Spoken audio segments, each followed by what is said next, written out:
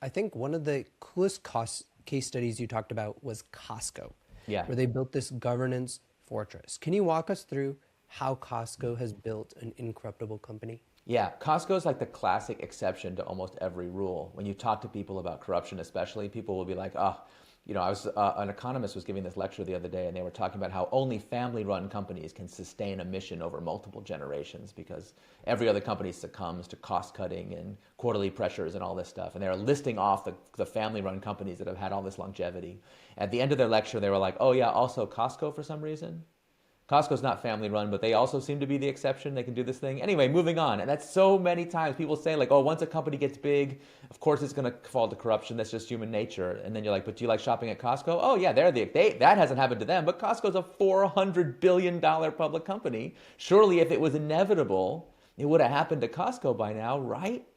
So to understand Costco, you have to understand a guy named Saul Price. He's the father of modern retail. If you want to know how influential he is, Walmart is called Walmart because Sam Walton was paying homage to Saul Price's company FedMart. So when Saul Mm. started FedMart, Saul was a lawyer originally. And when he was a lawyer, he learned in his training that you have to have a fiduciary duty to your client, meaning you put the client's interest before yourself. And when he became a retailer, creating FedMart in the 1950s, he thought, well, who's my client? Oh, the customer is my client. So just like Costco today, he believed in what he called a fiduciary duty to the customer.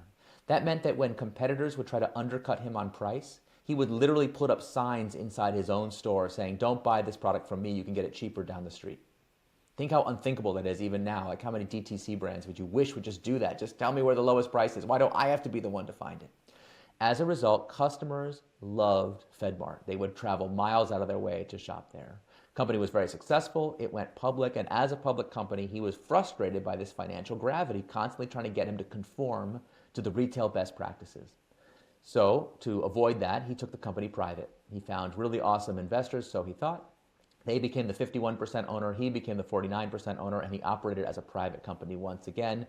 This solved exactly zero of his problems because the new board was just as captured by financial gravity as the public markets had been. They wanted faster growth, they wanted higher prices and lower wages, not the reverse. But Saul was a completely uncompromising person.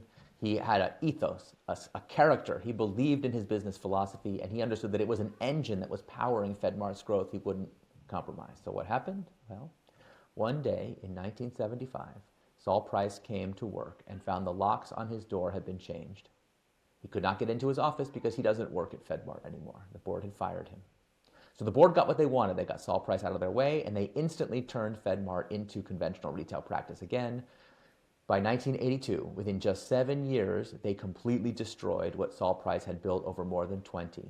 The company was in liquidation by 1982. There are no FedMart stores anymore, anywhere in the world. That was a pretty sad story, but very typical. If you've been around this business, you will know lots of stories like this of a founder, a naive founder pushed out of his own company. But Saul, classic founder, he did not give up. He didn't go retire. He took 2 weeks off. This is my favorite detail in the story. He took 2 weeks off, and after 2 weeks, he leased the office upstairs from FedMart, and he was back at work. He created a new company called Price Club, which when I was growing up in San Diego was like a local fixture, even at the point that FedMart was a distant memory. Now, Price Club you have probably never heard of because one of the people that left FedMart to go to Price Club with Saul was a guy named Jim Sinegal. Sinegal had started as a stock boy in FedMart, had worked his way up to executive. He was very loyal to Saul Price. But after a few years of working at Price Club, he decided it was time for him to strike out on his own, and he created a new company. And a few years after that, his company and Saul's company merged to form the company you now know as Costco. And Mm. here's what makes Costco different from FedMart.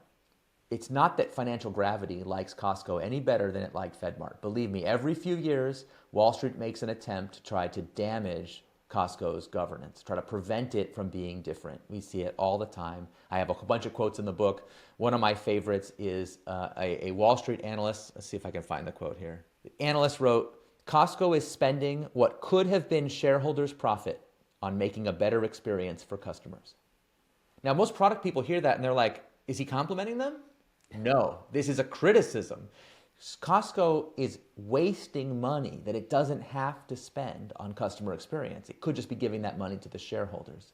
And here you really see the essence of how our modern finance-driven economy sees value creation. Customers are a resource to be mined for the benefit of investors, not the other way around. So the reason why Costco has endured for 40 years and is one of the best performing stocks in the whole S&P 500, I include this little stat in the book right here. If you had invested $10,000 in the S&P 500 in 1985, you would have $151,000 today. If you'd taken that same money and put it in the Costco IPO, you would have $8.7 million today. Costco is an incredible performer. And this is the paradox or the confusion that we have. People think the way to create shareholder value is through shareholder primacy, but no. Saul Price understood you have to have a fiduciary hierarchy that puts shareholders last.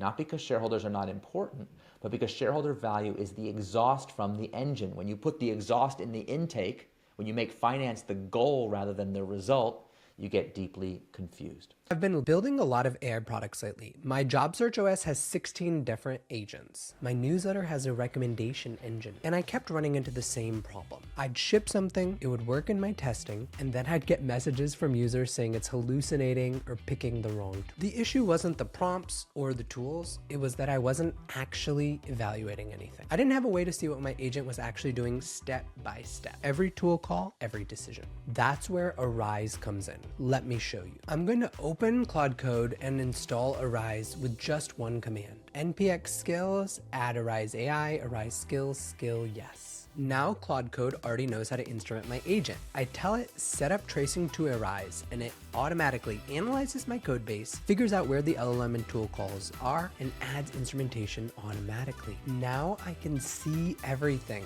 every trace, every span, every decision. And more importantly, I can evaluate it. That's the shift. Trace what's happening, evaluate where it fails, then fix it. This trace right here, my resume feedback agent was supposed to pull the company's tech stack from the job posting, but instead it hallucinated that they use React when the posting said Python.